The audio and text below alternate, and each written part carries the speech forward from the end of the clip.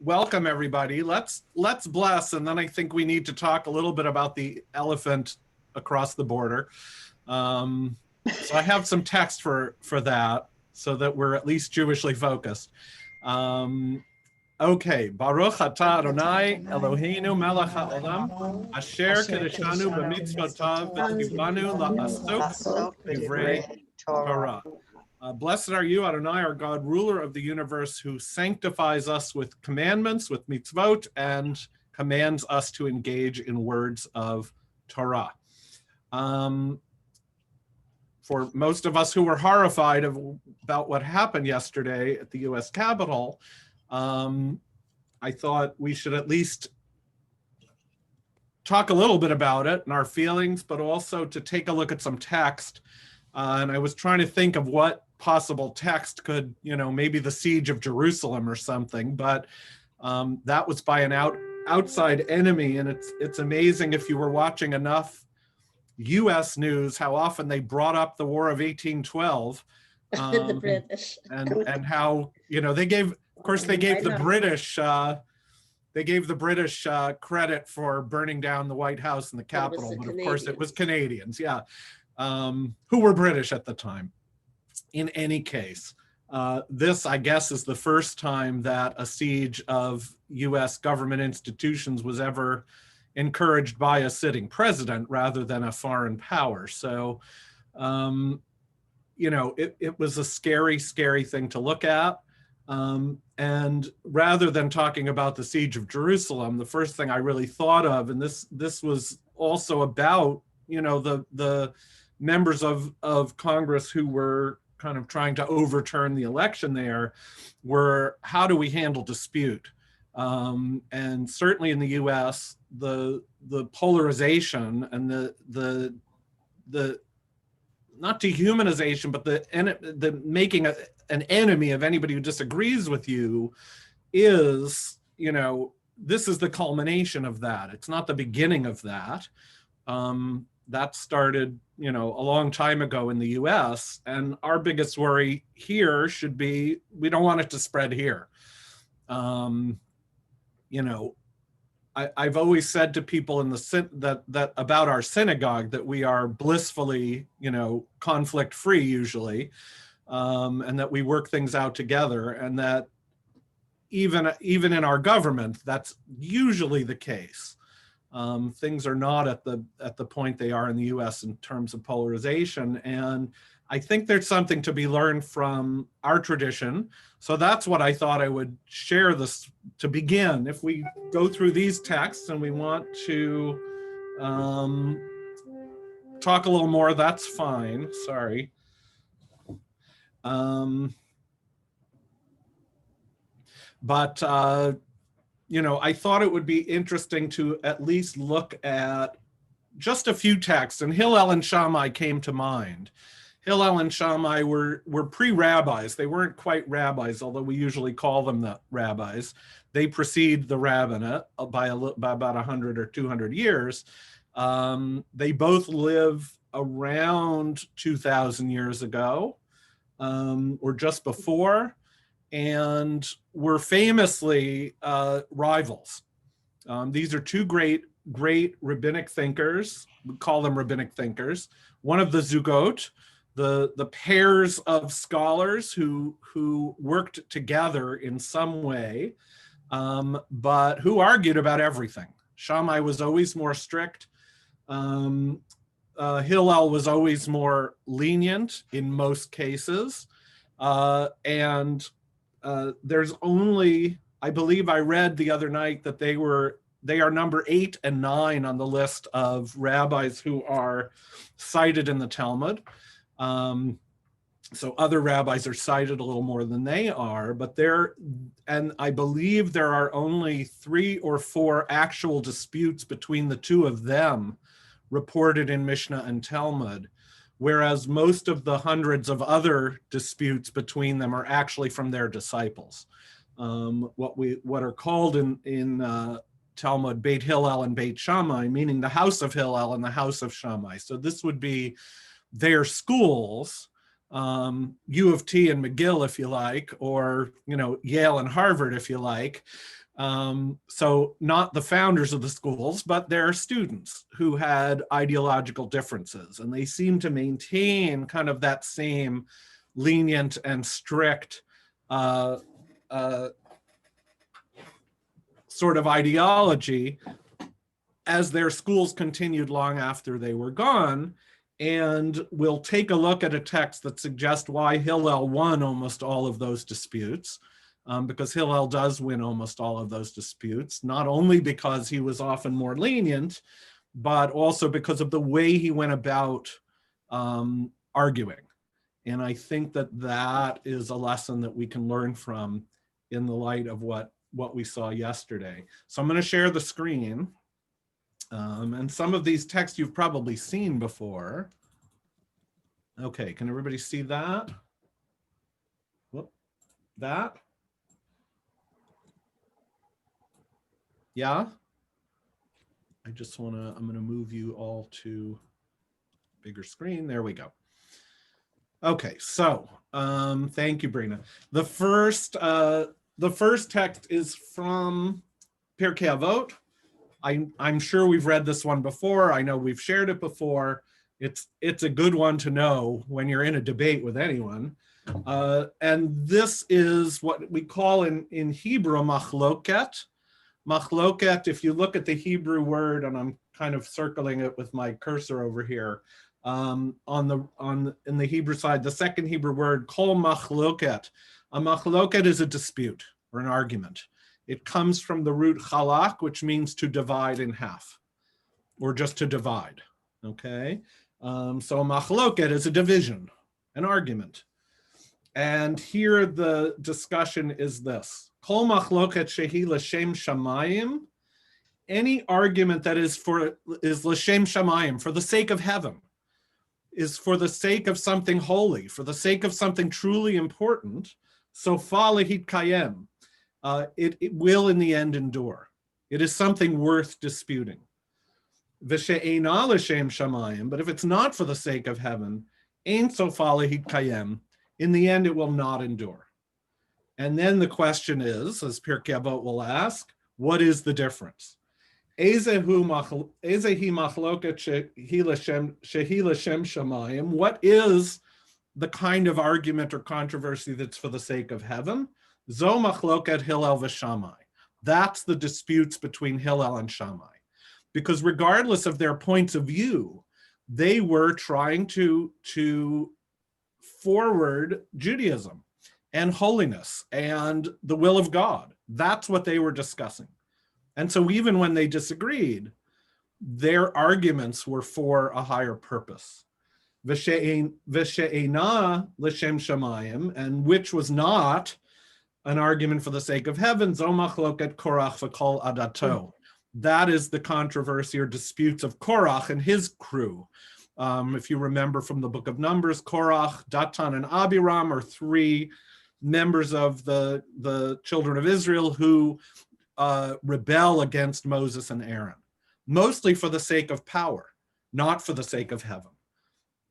And so the rabbis are pretty clear that when your dispute is about power or greed or influence or material, that is not l'shem shamayim.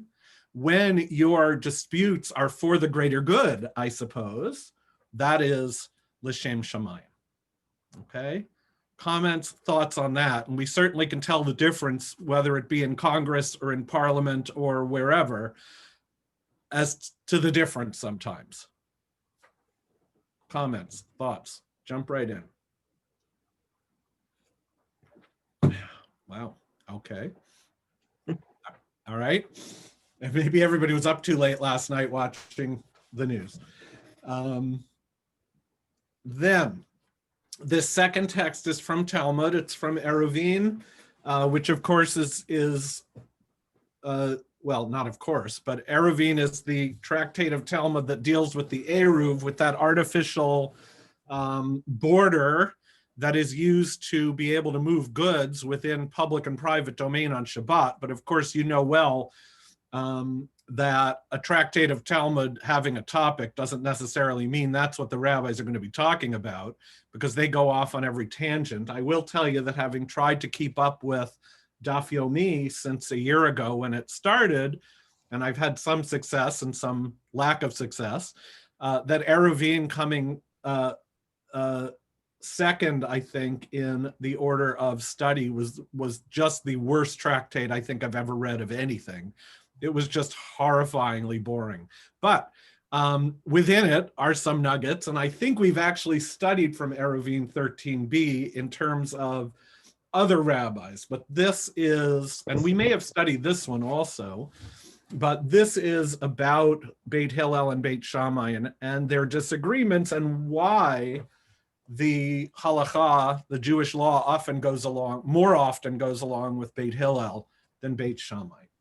Rabbi Abba said that Shmuel said, for 3 years, Beit Shammai and Beit Hillel disagreed.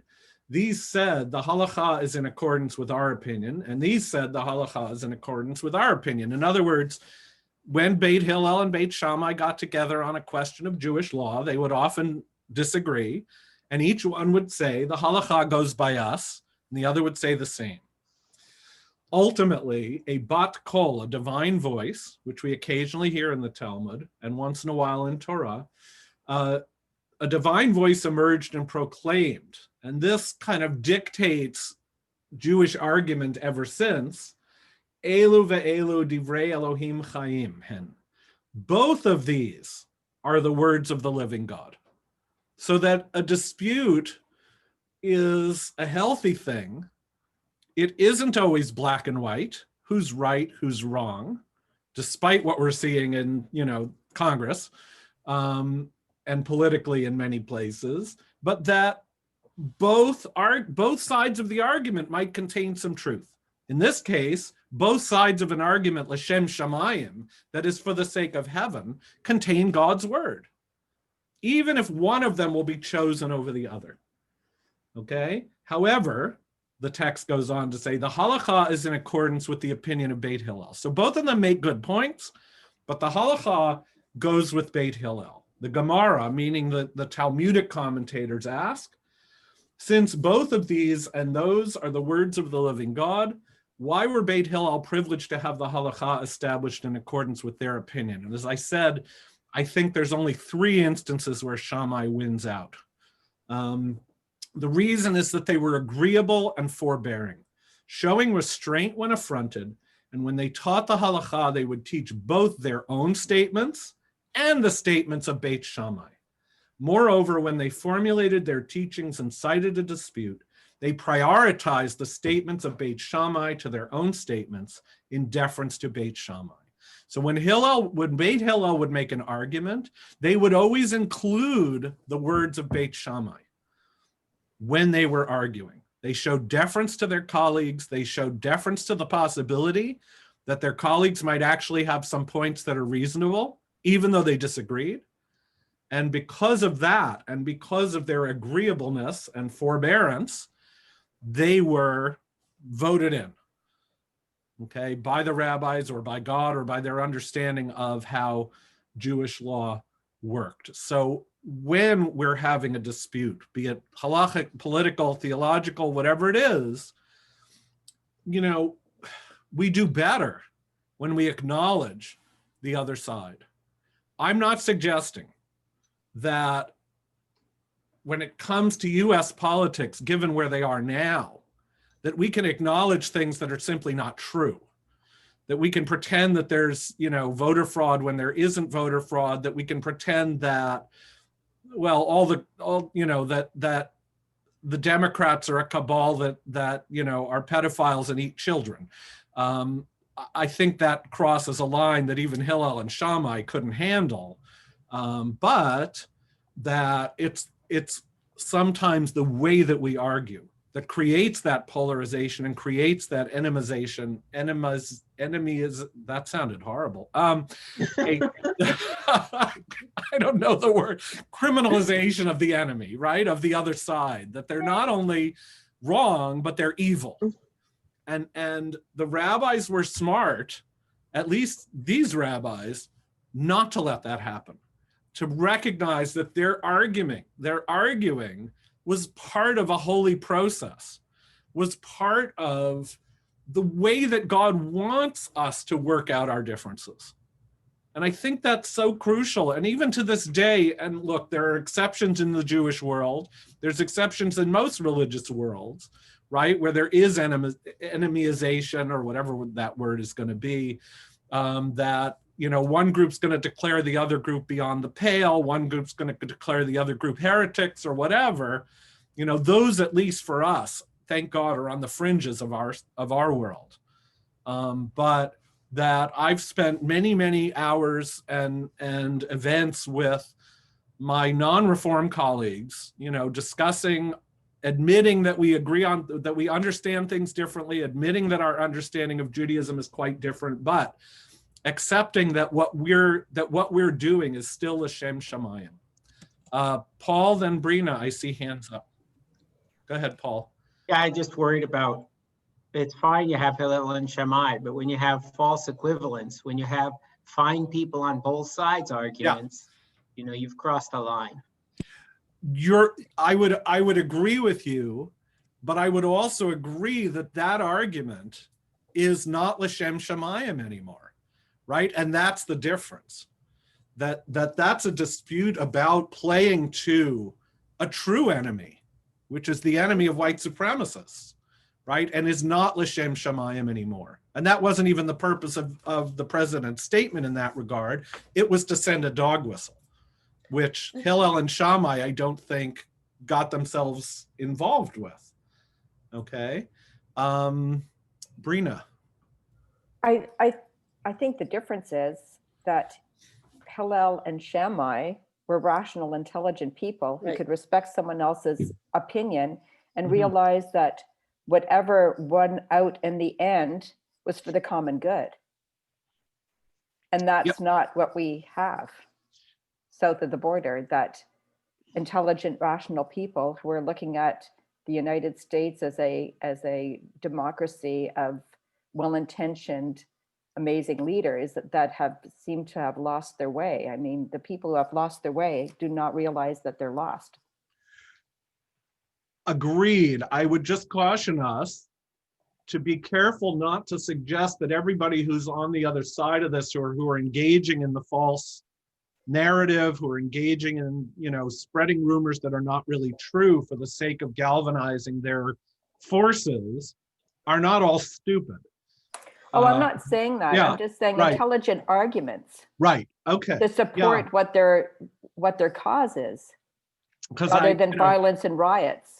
Right. I mean, let's remember that this I learned from the news last night, that Josh Hawley, the senator who brought up the first, went to Stanford and Yale, and that Ted Cruz went to Princeton and Harvard. So they were both the clerks of the Supreme Court. Yeah. So it's, you know, but they're also not inciting riots. Okay. Well, we could dispute that too, but last night when they spoke, I did not see them supporting what took Josh place. Hawley was leading the group heading to the Capitol and raised his fist with that in solidarity. So maybe not Ted, but possibly Hawley. But yeah, so I would just ask us to remember that a lot of authoritarian movements in history needed yes, the support of kind of Amma Aretz, the ordinary people who can be swayed, but also found the support of, you know, the intellectuals as well. So, you know, it's worth remembering this isn't just a movement of Amma Aretz. This is a movement that has attracted people who should know better, but are attracted to the idea of the power that they can gain also. Mom? Wait, I have to unmute. Well, I'm not. You are unmuted.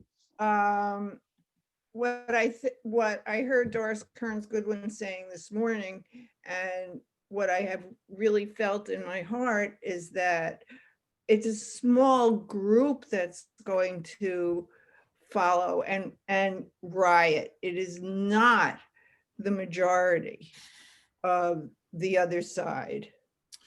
Yes, that is small group. They are not, and those who were able to incite them are the Harleys and are the cruises, but they live differently than those you saw on the screen yesterday. They Yeah. don't look like us. They don't look like,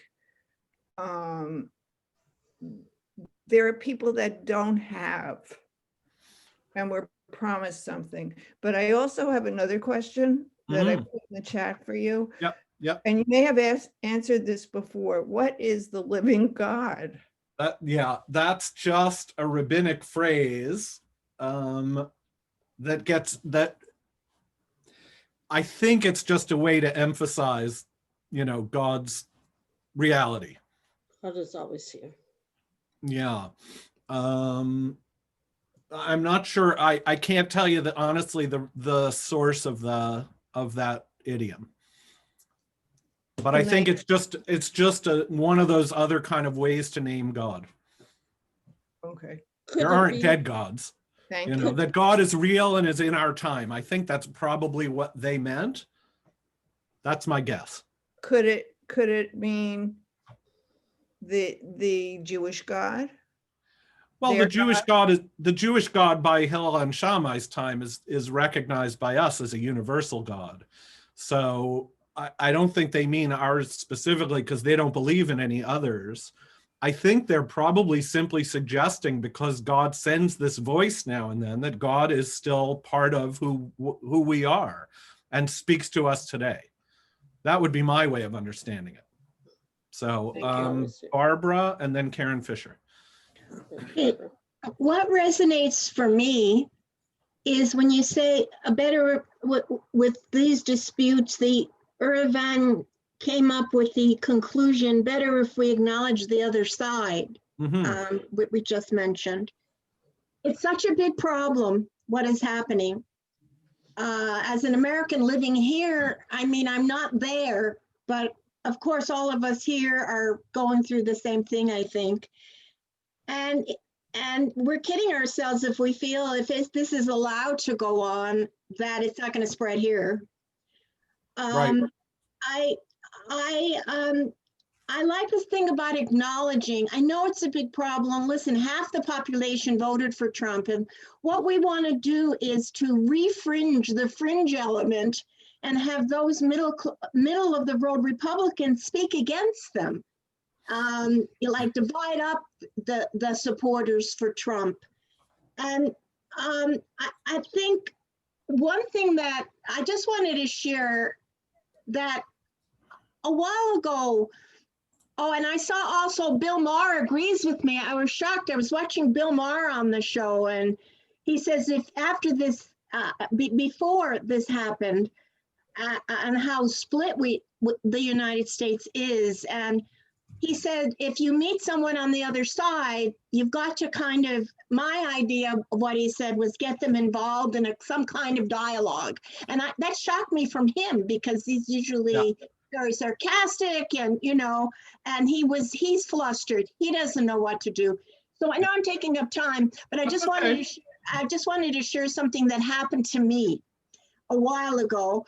A couple of years ago, I took my grandchild somewhere where we were having a play date with his friend and his father. And something had happened with Trump he started talking about Trump. So I was going to say, yeah, it looks like the cockroaches have come out from under the rock. Oh.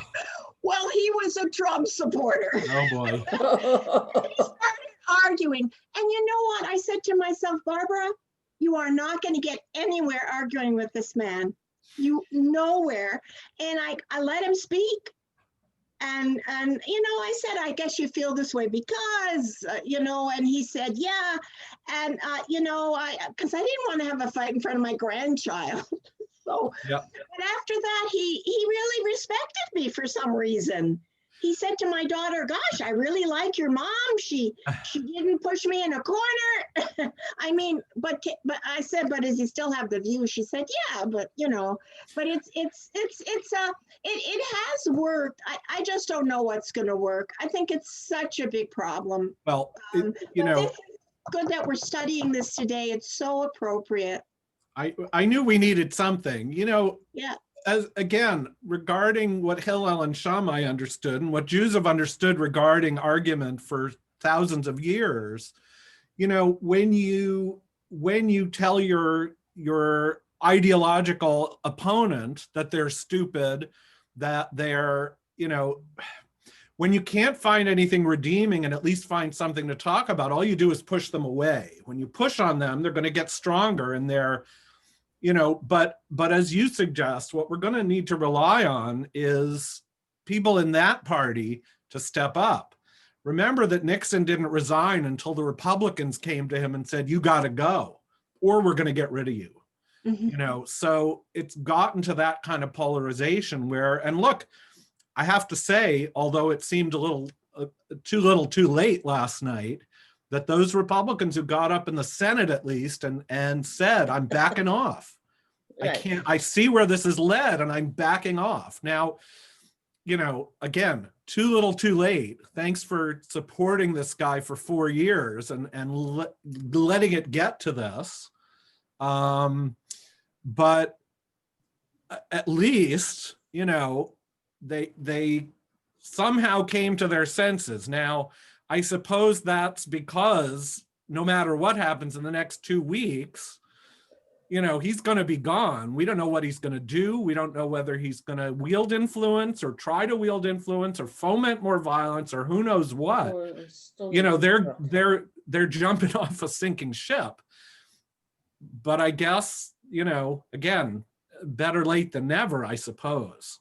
I think So- you're being too kind. They're opportunists realizing Yeah. which way the wind is blowing. Yeah, I hear I you, think- Paul. I agree. And that's what led some of them to dispute the electors in the first place. Is not that they think there's a fraudulent election. They know full well there isn't. There wasn't. But they're playing to the supporters. So you're right. You're right. They I Um, want agree. I have two who's- jobs. Hi there. Karen Fisher was next, then Elaine, Yes. and then my mom. Two things. I think with the living God, to me, would be that he's still here. Yeah. He came 5,000 years or whatever, but he's still here, because if we don't call him living, then what is he? Dead. That Right. means there's no God. And if That's God one is thing. still speaking And to the Hillel other- and Shammai, then yes, go ahead. I think I agree totally with Rena. We're being rational now. I went into Daytona, Florida newspaper for something else, and they were announcing that 3 busloads were leaving for Washington from Daytona. What does Daytona have to do with Washington? Hmm. I mean, the people that they've arrested and are dead, not one is from Washington, D.C. And also, even though I have a US passport, I am a Canadian. And I don't know if there's anybody other than Judy who's my age, and I don't know if she followed the Montreal Canadiens, but the Rocket Richard was suspended one day from the hockey. And within 10 minutes, there was nothing left of the downtown Montreal because of the riots. No, don't laugh. It was unbelievable. It was just walking down the street and cops being there, having no control, and they took over complete downtown Montreal and ransacked it over somebody who's being suspended. So you can imagine there's, you know. I suppose I'm So remembering Canadians are not. I'm what I'm remembering when saying the is- Canucks lost the Stanley Cup, that the same thing happened there.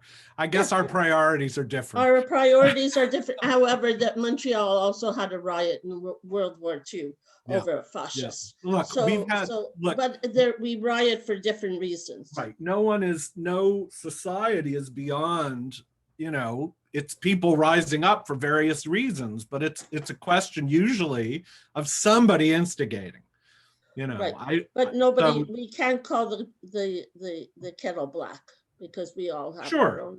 Sure. Elaine, I think you were next. Yeah, I heard somebody speaking yesterday who was the head of the Black Votes Matter movement. And Mhm. it's the first time that someone has actually said that when they talk about the election being stolen. What they're referring to is the fact that Black voters came out in numbers and there were enough of them to win Democratic seats that normally would not have, because they normally did not vote. Yeah. And it was the first time that anyone had said anything like that, even though other people may have been thinking it. So he believes that that's what it means when they say the election was stolen. Clearly, this is about, Oh, and if you can read Shri Paradkar in the Star today, though I disagree with her sometimes, including her accusations against Israel regarding vaccines the other day, which somebody disputed in today's editorial letters, which was good. Somebody from CEJA, but that this whole protest and this whole movement has been about white supremacy all along. The fact that there was a Confederate flag flown in the U.S. Capitol right. is just, that's all you need to know, right? So this, and of course the idea that these senators and representatives were planning to dispute only states and claim election fraud only in states they lost, which yes, the Black community really got itself out. Stacey Abrams, to me, is quite a hero in getting out the vote in the presidential, in the special election in Georgia. And she'll be the first to tell you, she didn't care who voted. Her goal was not to get out just Democratic votes or Black votes, but to get everybody involved. Mm-hmm. So, that's a really sad commentary on the history of the US. And I spoke about it on the high holidays, that, the country was built that way. And every now and then a leader comes forward who is going to take advantage of that. George Wallace did it. Reagan did it to a degree.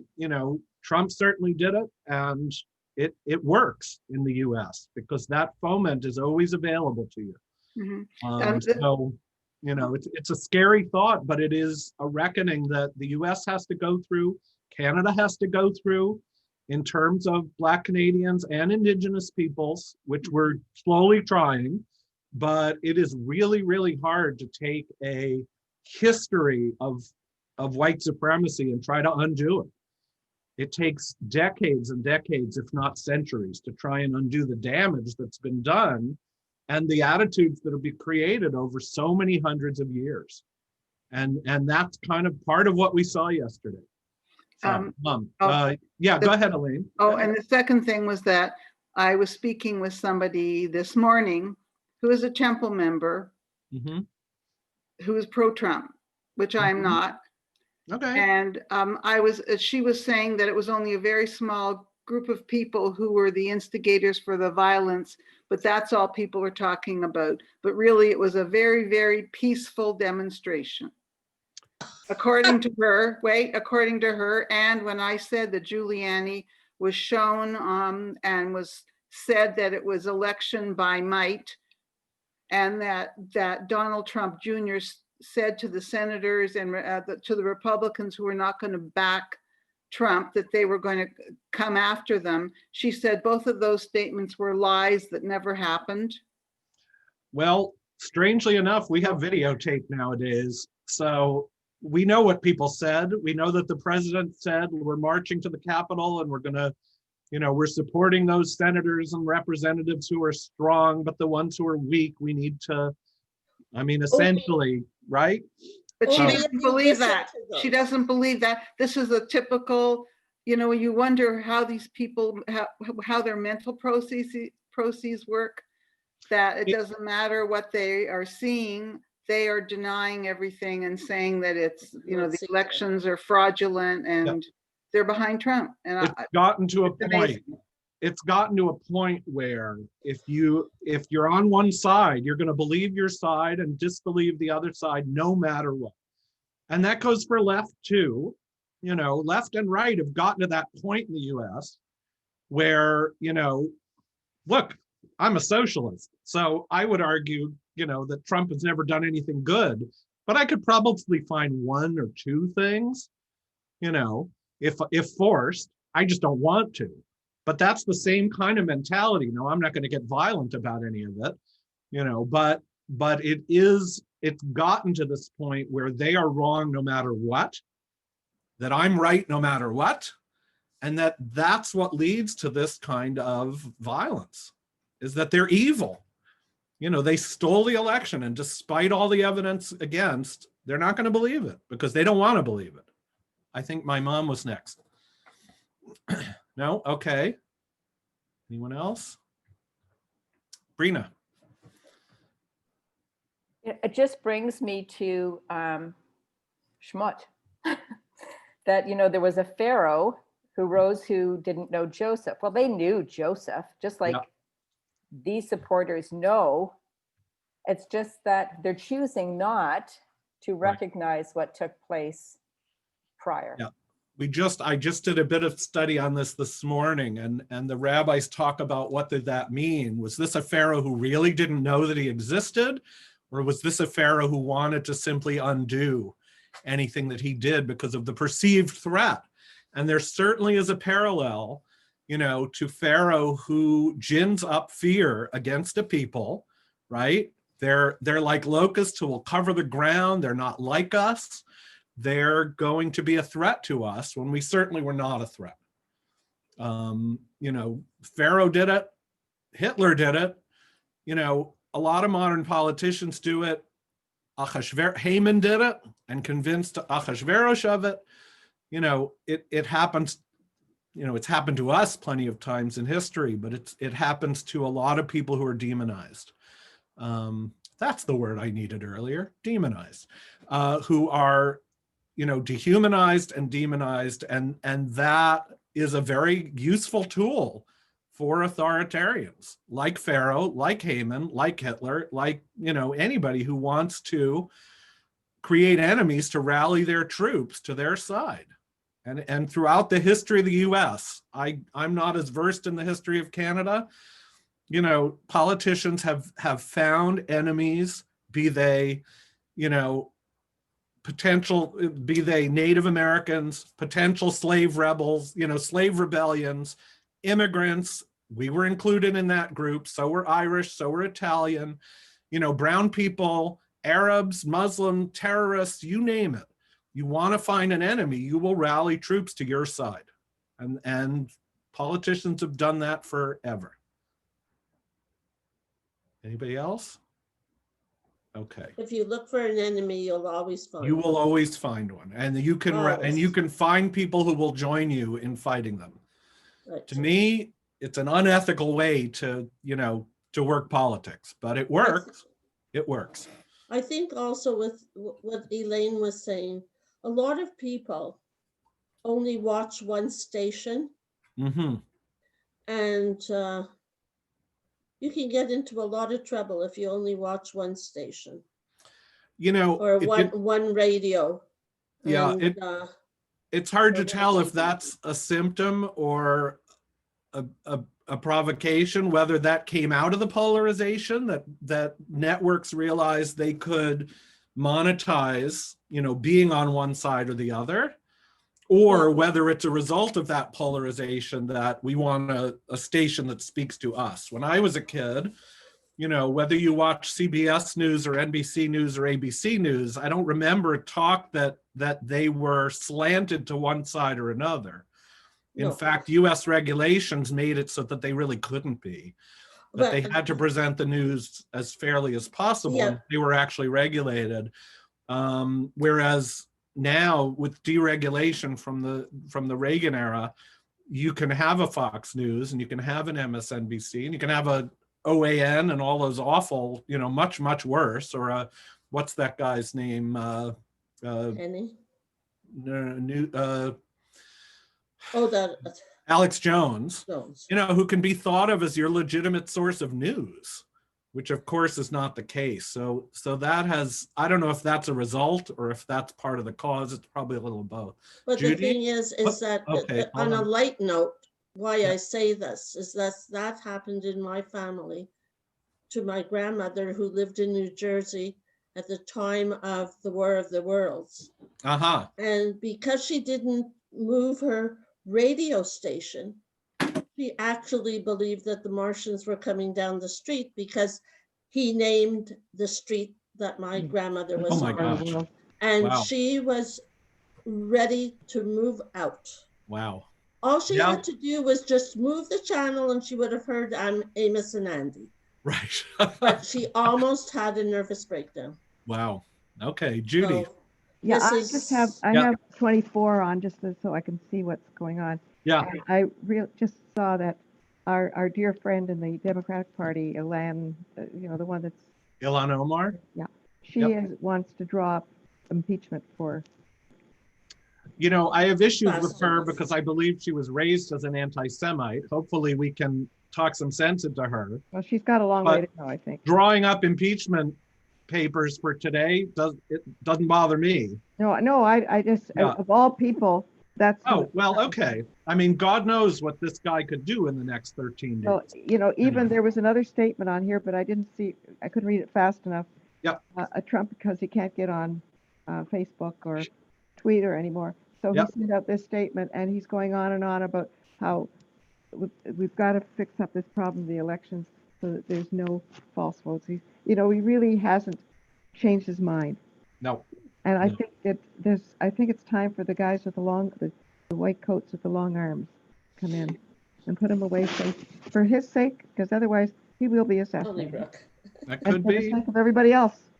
That could be. But it Mom? was also Yep. shocking to read that there were people, I got this, a friend of mine sent me this last night, up at Mm-hmm. Young and Steele's with pro-Trump and American flags with the 13 stars Ah, you parading see? around Young and Steele's. Okay. Ay, ay, ay. Okay. Well, Anyway. you know, even here we've got people with Michigas, that's for sure. That's right. Mom. And then Elaine. You're muted, Mom.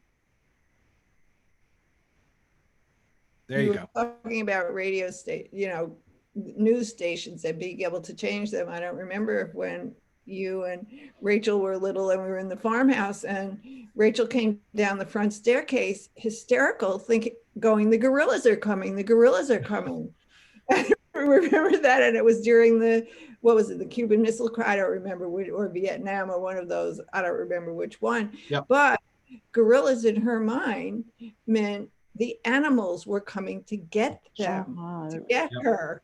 Yep. So, and I really feel our big concern has to be for the young people right now, Mm-hmm. has to be for, our grandchildren, our children who are older, and have sense, but it has to be for our grandchildren. And most of your grandchildren are younger than ours, I don't know. But I think for the young ones that are growing up, and someone did bring up a point about the vaccine going to us first, but what about going to the kids who are out partying, because they are the spreaders? And somehow in my mind that kind of made sense. You hate to take it away from us, Yeah. but they're the spreaders right now. Well, That's- look, we can only serve as examples of how to behave, not only when it comes to the virus, but also when it comes to having healthy debate and not, railing and just being, being polarized. Elaine. Earlier this morning, a Republican said the 25th should be invoked, which means that the president is unfit to lead. Yep. So I don't know if that's going to go anywhere, but I didn't know if everybody else knew that or not. It's the quickest way, apparently, to get rid of a president who is unfit for office. It's been brought up for the last 4 years, but, that has to be initiated by the vice president and the cabinet. Many of whom I suspect will be resigning in the next couple of days. I mean, there's already been a rash of resignations, again, too little, too late, in the White House, which is also a worry because, he's left with only yes men as it is. God forbid for the next 2 weeks, it's nothing but Giuliani and his family.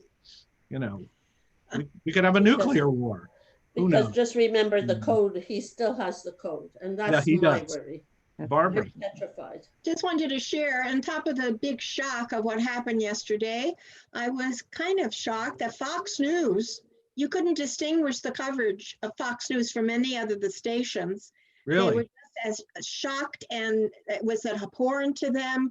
No one from there came out with excusing Trump from anything. So maybe they did later on, but that was kind of a bit of a shock to me, and a good shock. Yep. Yep. We don't actually get it, so I don't look at it. But Oh, it's not okay. on our cable, and that's probably just fine anyway. But I'm glad to hear that, I suppose. But he's been Yeah. railing that they've turned against him for months now. And he goes to this One America Network or to Newsmax or to Alex Jones, InfoWars. Who is Alex Jones? He's So the he's- guy that said that the shooting in Connecticut were all actors. was fake. Yeah, he's ultra He is ultra horrible. conspiracy theorist. Yeah, I've never heard of him. Wow. that's so you don't know. need to. Don't look him up. Don't watch anything. Don't worry about it. It's horrifying. All right, I think. Well, we're not going to get to Orchot Tzadikim, but I have a couple more texts to share, and maybe this will help us to at least lift our spirits a little bit. So let me go back. Okay, here we go. Everybody see that now? So this is one of my favorite texts from Hillel, actually. And this is at the very beginning of Pirkei Avot, where we are learning of the zugot, the different pairs of teachers who work together, sometimes against each other. You know, we're rivals, but it is about the transmission of tradition, right? So it goes from God to Moses at Sinai, to Joshua, to the prophets, to the elders, to the men of the great assembly, to the pairs of rabbis. Okay, and here Hillel and Shammai got the tradition from the ones who came before them. Hillel used to say, Hevemi Talmidav Shel Aharon, be among the disciples or students of Aaron, Moses' brother. Ohev Shalom, the Rodef Shalom, loving peace and pursuing peace. Ohev et habriot, loving God's creatures, umekarvan la Torah, and bringing them close to Torah. It is one of my favorite texts there is. And then here is Bartonura, who is a Italian Jewish commentator from the 15th century, who writes an entire commentary on the Mishnah, of which Pirkei Avot is a part, and says this. They explained in Avot to Rabbi Natan how Aaron loved peace. What did he do? When he would see two people quarreling, he would go to each one of them without the knowledge of his fellow and say to him, behold how your fellow is regretting and afflicting himself that he sinned against you. And he told me that I should come to you so that you will forgive him. And as a result of this, when they bumped into each other, they would kiss each other. And how would he bring people closer to the Torah? When he would know about someone that committed a sin, he would befriend him and show him a friendly demeanor. And that man would be embarrassed and say to himself, if that righteous man would know my evil deeds, how much would he distance himself from me? And as a result of this, that man would change for the better. And this is what the prophet testifies about Aharon. This is Malachi. A Torah of truth was in his mouth. Injustice was not found on his lips. In peace and integrity, he walked with me, and he brought many back from intentional sin.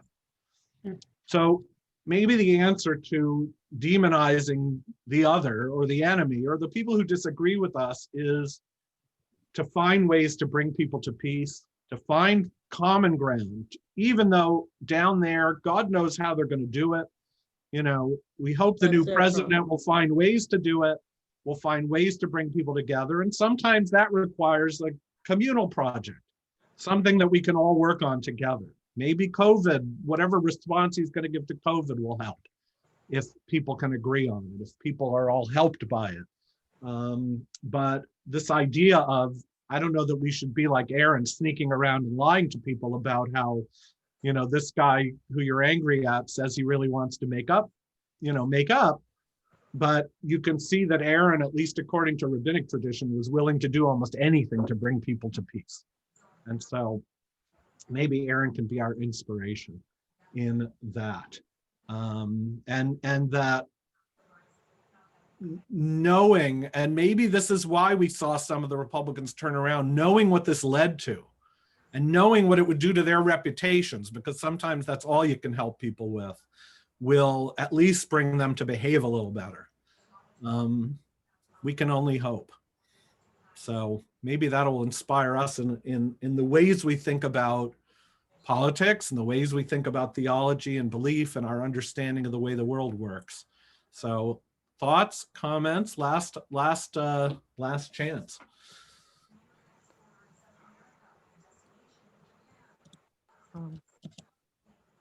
Let's hope 2021 is better.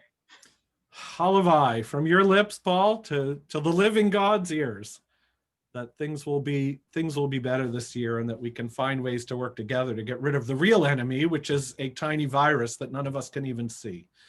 So let's see, where did my chat go?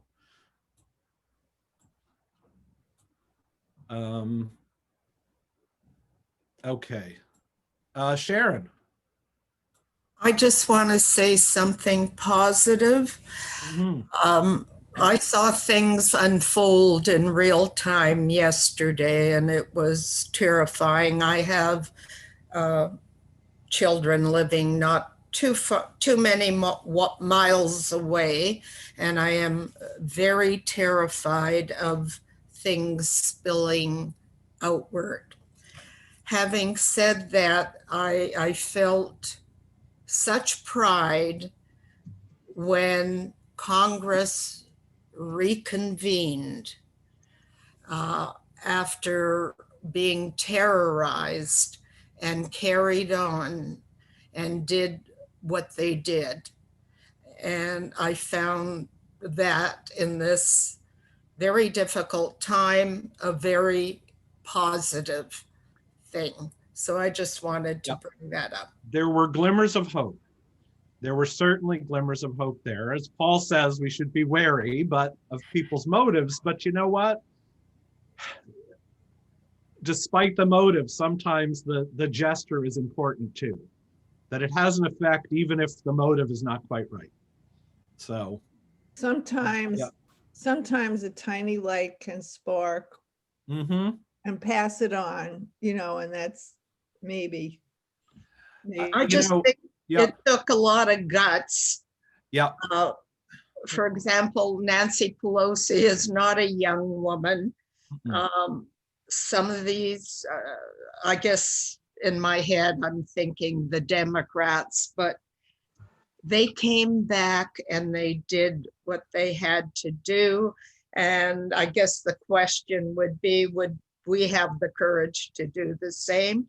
And I just salute them. That's all.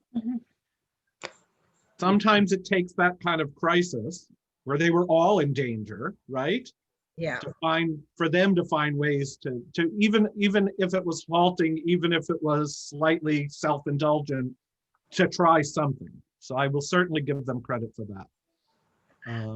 Did I see one more? Oh, go ahead, Lisa. I'm just thinking about how traumatized they all are, and also the press. I mean, anyone who was out here, I was watching The View before this, and Martha Raddatz was on, and she's no shrinking flower, but she was practically in tears about it. Yeah. So it's a horrible situation. Yeah, I mean, I heard, a congressional representative talking afterward about calling her husband and telling him where her will was, just in case. Yeah. She didn't make it out. I mean, they found explosive devices in a few places yesterday. One by the Republican headquarters, and I think one, I don't know if it was by the Library of Congress or. And they found a truck full. Yeah. So. But we're talking about the congressman.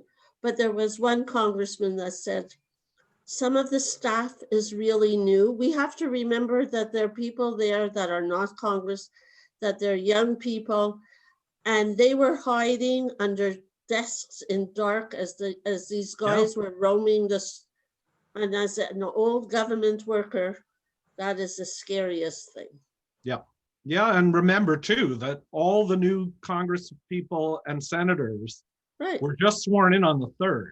right. So there are a lot of new And all their representatives there who staff. don't even know where things are in the building. Yeah, they were saying yesterday that there was people there that didn't even know where a bathroom was yet. Right, So we have to remember, you know, the big guys, but we have to remember that sweeper also who Yeah. probably was there. Yeah, well, And thank you very much. let's leave it with this. We'll pray for the health of the country below us, because you know that when they sneeze, we get a cold. So And the health of us. exactly. And let's pray that we, you know, we don't get to that point, and that we can serve as an example. So thank you, everybody. Thank you. Brina, I guess I'll see you at 2. All right. Is it 3? Wait, is it 3? I thought it was 2. Barbara, I'll see you tonight. I'll All see you right. tonight, and Carrie's Yeah. here, and Karen, and Yeah. All See right. you we're all tonight. here today. Oh, Francis, Thank you, hi. everybody. Yeah. And See you this Francis evening. too. Thank you, Rabbi. Hey, All right. Francis. Bye-bye. Okay. Bye. Bye, everybody. Brina, stay a minute, Brina. Let's sort Okay. this out. Oop, let's see. I'm just looking as well.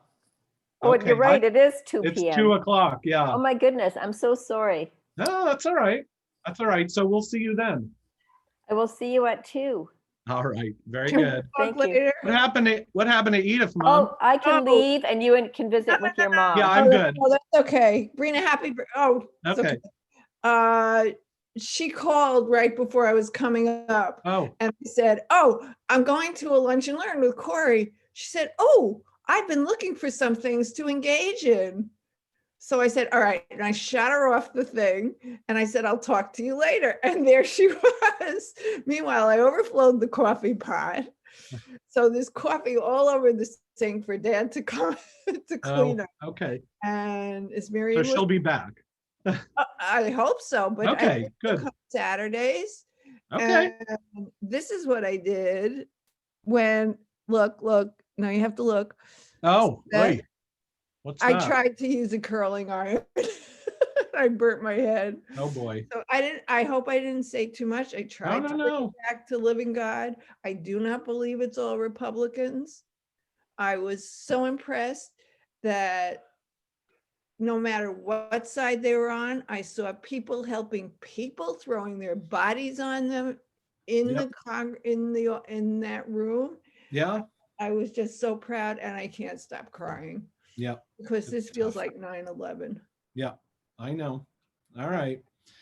All right. We will talk later. I'm free tonight. All right, what's the matter? What's with Karen? What do you mean? She's just It's- distraught about all this. No, That's she what's said, with all right, Karen. we'll talk later. All right. Talk to you later. All right. All right. Bye.